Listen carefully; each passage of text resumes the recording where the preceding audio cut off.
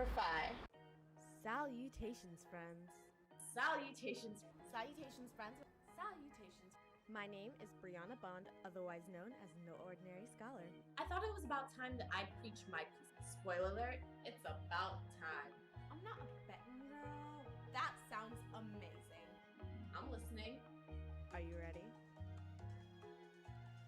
Salutations, friends. My name is Brianna Bond, otherwise known as No Ordinary Scholar, and I know you've heard it 1,000 times because I'm screaming it from the rooftops right now.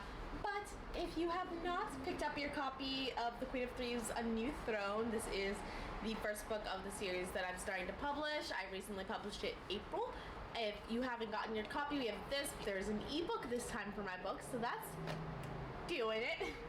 But if you have not gotten your copy, links are going to be down below. You should check it out. I really love this book, and then I just think it keeps getting better as the series goes on. I hope you guys are going to love it, so you got to go get the book and let me know how you feel. But that's not what you're here for. A while ago, like back towards, I think, the end of last season of No Ordinary Scholar, we looked at The Little Mermaid, and we were talking about the feasibility of love at first sight. Well, we are back at it again. But this time, we're talking about Payne.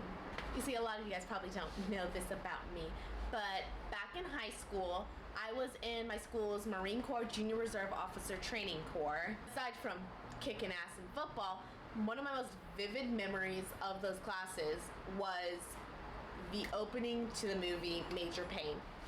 Because the classes we had were only an hour or so long. So in those 4 years, we probably started that movie a couple hundred times. But I've only seen the end of it once so far, and that was only recently. But I'm ready to share now. In the movie Major Payne, we've got this kill-loving Marine Corps major. He is taken off of the battlefield and sent to go teach a JROTC class at this boarding school. The kids in that class are delinquents, and he's, let's say, stern with them because he needs to whip them into shape in time for them to win the military games at the end of the year. He is played by Damon Wayans, so he is over the top aggressive and probably could be considered abusive with these kids. He wants them to be well disciplined. The school counselor, on the other hand, thinks that he needs to be way less aggressive and more paternal. She has a point. I mean, Payne did bury these kids up to their necks in mud, spray them with a hose, and leave them like that overnight. And that was just one night. Principal's not going to do anything because he's too busy catching butterflies to give a damn. So remember this counselor, aka Hillary from The Fresh Prince of Bel-Air. She is absolutely disgusted with the way this man is handling these children. So what does she do about it?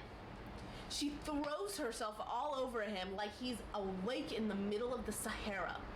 I have been having such a hard time trying to just wrap my head around this because she doesn't like any of the things she's had any experience with him about. She's constantly urging him to change his ways and change his personality, basically.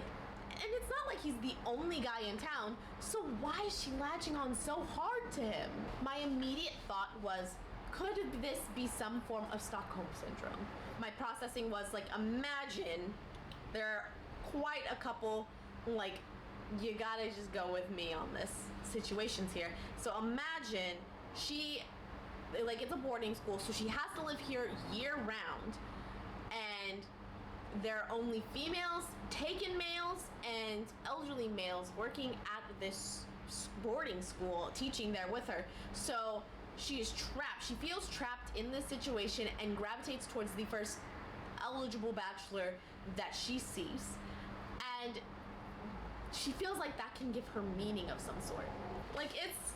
There's some interesting ideas floating around in there, and it touches on something that I have written out about before, but there are several issues there. One, research regarding Stockholm Syndrome is very clear that it is strictly a captive-captee, abuser-abusee relationship. And Major Payne is in no way the one that's trapping her there, nor has he, aside from some harsh words toward the end of the movie, he doesn't do anything to negatively impact her directly. Two, The writing I did on this concept was revolved around someone in depression that fell in love with a girl that helped make those issues easier for them to deal with. While the counselor probably is lonely, she shows no sign of anything that serious throughout this movie.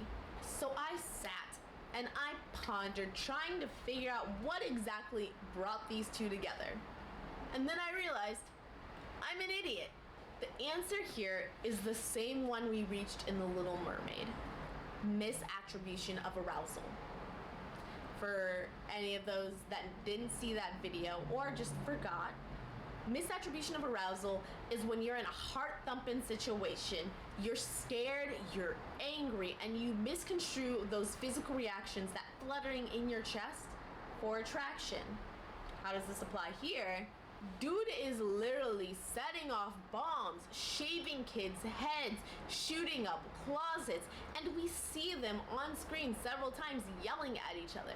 There are multiple occasions for these two to get their hearts a-going and confuse that for falling in love. Or she's got some pretty specific kinks, whichever works. Thank you so much for listening. Like I said, if you want to check out this book here, The Queen of Thieves, A New Throne, the first book to the series that I am writing, you can check it out. Link is going to be down below. If you love this book and want to support me more and get the first chapter of these subsequent books for free, go check out my Patreon account. You can support me there for as little as $2 a month. More if you'd like, and if you can, whatever you can do does help me a lot. And if you want to see me on a more personal, more spontaneous basis, then go ahead and check out my Instagrams. I am at Firestorm2343, at Tormenta de Fuego 2343.